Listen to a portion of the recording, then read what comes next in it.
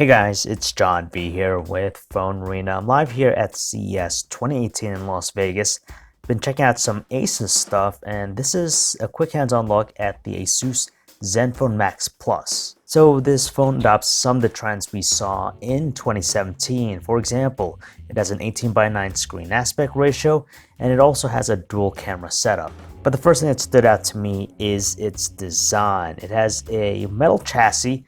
I can't say if it's a unibody construction, but it looks good. It doesn't feel quite as solid as I would like, but I guess for the price point, it's not too bad. The size of the phone isn't too bad. It's not overly large, and you can still handle it with one hand. Somehow though, they're able to stuff a pretty substantial battery. It's a 4130 milliamp hour battery, and it's rated to deliver up to 26 hours of talk time. So you know this phone is going to be about the battery life. The display here on the Asus ZenFone Max Plus is a 5.7-inch 1080 by 2160 panel and has a typical 18:9 screen aspect ratio.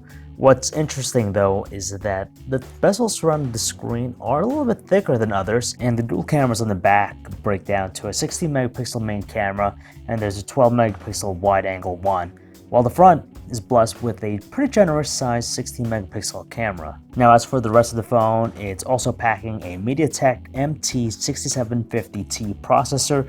You have 3 gigabytes of RAM, 32 gigabytes of internal storage. There's even a fingerprint sensor on the back of the phone, and it's also going to have a face unlock feature. Obviously, all of this makes for a pretty convincing package, just because when it launches here stateside in the US and Canada starting February, it's going to be attached with a price point of $229, which makes it pretty competitive. So if you guys want to learn more about the Asus ZenFone Max Plus, you can check out our website, PhoneArena.com. This is John V, signing off.